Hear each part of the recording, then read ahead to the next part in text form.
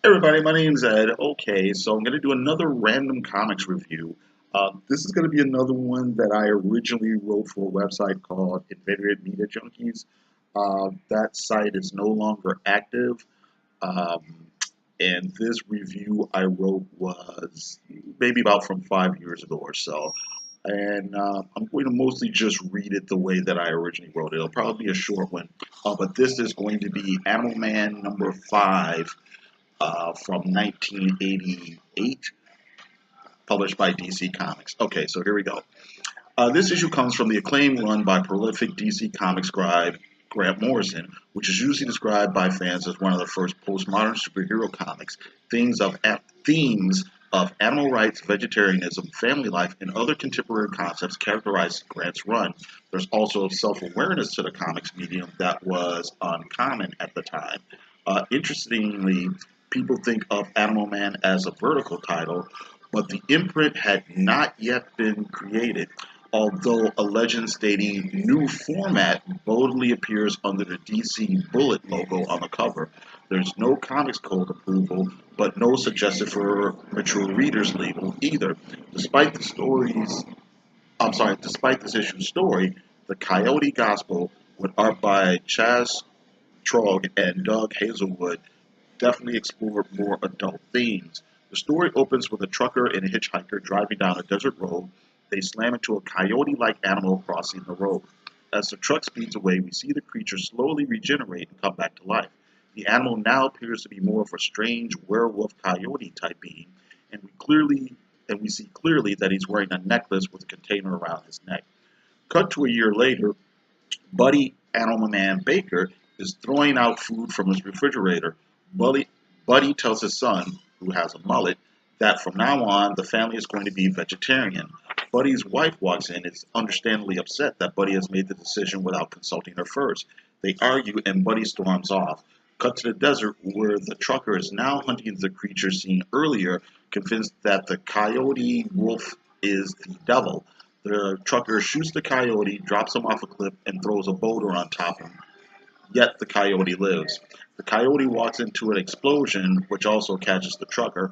The coyote is severely burned, but instantly regrows the body parts he's lost. Animal Man stumbles upon this scene and is approached by the coyote being.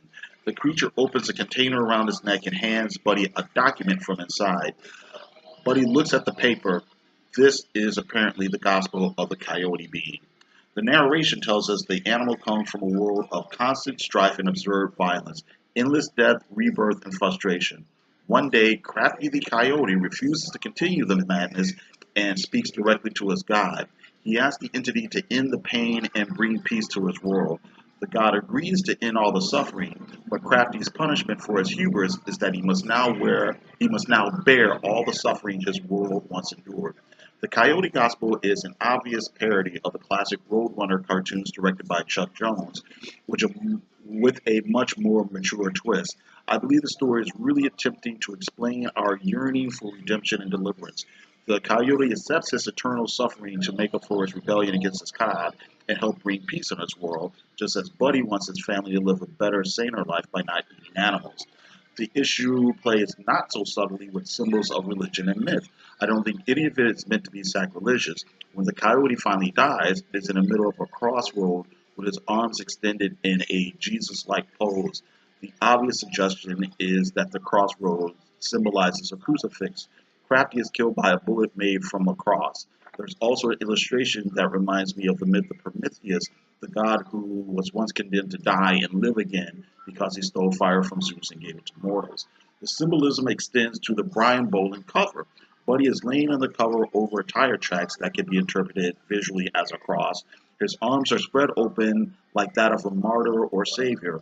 Once again, I don't think the intention is to satirize any particular religion or even theology in general. I think the idea was to use these symbols to suggest certain universal concepts in an abstract way. All in all, Animal Man 5 was a standout issue, not because of any great tragedy or major changes to the title character, but because it manages to be thought-provoking in a very different way than most comics.